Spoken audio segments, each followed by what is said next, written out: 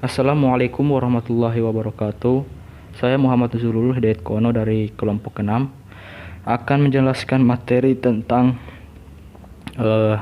yang ada di bab 6, yaitu press release, backgrounders, dan fact sheet. Press release dikenal juga dengan istilah news release atau siaran pers, merupakan produk tulisan yang paling banyak dibuat oleh praktisi public relation yang berfungsi sebagai wahana informasi tentang kegiatan public relation yang dikirim media agar informasi yang ada dalam press release dimuat dalam bentuk berita oleh media. Yang pertama, press release dan berita. Press release adalah sebuah berita atau informasi tentang perusahaan, individu, kegiatan, pelayanan, atau produk yang disusun oleh sebuah organisasi yang menggambarkan kegiatannya melalui mekanisme perbaikan sesuai kaidah jurnalistik dan kebanyakan redaksi sebelum dimuat oleh media. Secara sederhana, press release merupakan pernyataan yang sudah dirancang sebelumnya untuk didistribusikan di media massa agar memberikan informasi yang berguna, akurat, dan menarik kepada media massa. 1. Persamaan antara press release dan berita. Yang pertama, sama-sama merupakan informasi yang ditunjukkan untuk khalayak umum. Sama-sama harus mengandung news falus yang dapat menarik perhatian khalayak. Sama-sama menurut adanya teknik penulisan tertentu seperti 5W tambah 1H. Kemudian yang kedua yaitu ada perbedaan press release dan berita. Press release. Yang pertama, penyampaian kegiatan organisasi. Yang kedua, sebagai bahan atau sumber berita bagi media. Yang ketiga, alat untuk membina dan menumbuhkan sikap, pendapat, atau citra yang baik dari anggota masyarakat kepada organisasi. Yang keempat, alat untuk mengalihkan perhatian publik dari fakta yang merugikan organisasi dan memusatkan yang menguntungkan organisasi.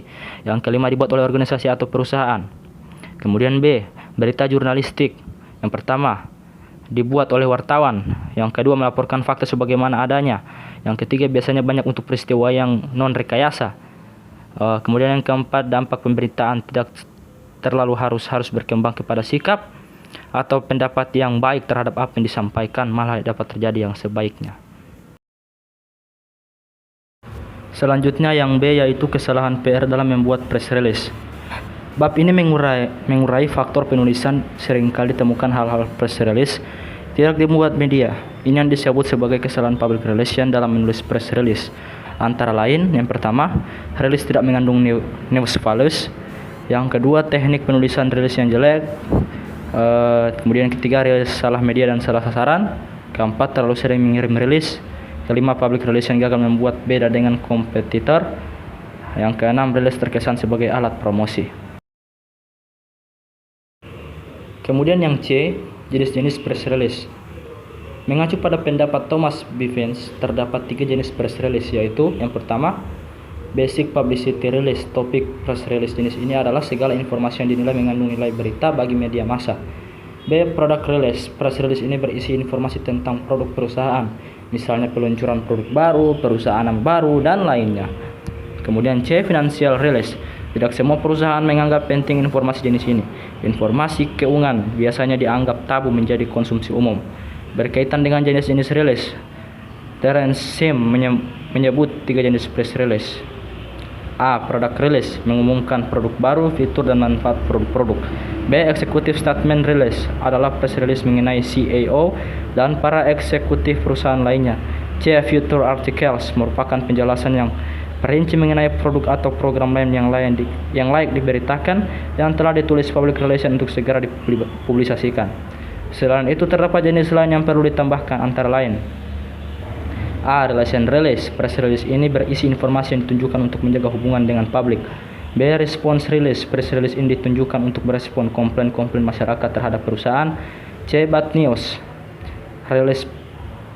Press release ini digunakan untuk mengkonter berita-berita negatif tentang perusahaan yang muncul di media. Kemudian yang D, teknik praktis menulis press release. Format penulisan press release yang sering dipakai sebagai standar penilaian oleh media antara lain.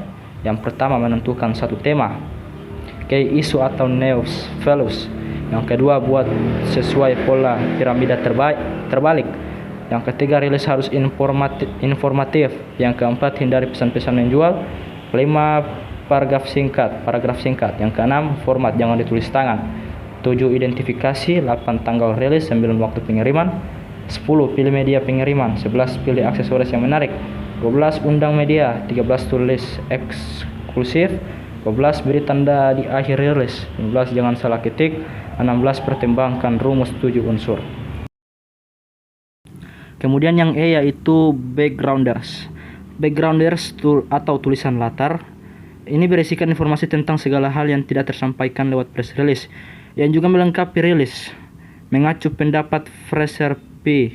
Seattle, ada 2 macam penulisan backgrounders. Pertama, model press release. Kedua adalah model deskriptif dan naratif. Kemudian yang terakhir yaitu fact sheet. Fact sheet menyajikan fakta-fakta untuk menjelaskan informasi yang dimuat press release. Fact sheet lebih singkat dan hanya memuat informasi yang langsung berkaitan dengan press release dan bisa mendorong membaca untuk berperilaku sesuai yang diinginkan penulis. Sekian presentasi dari saya. Wassalamualaikum warahmatullahi wabarakatuh.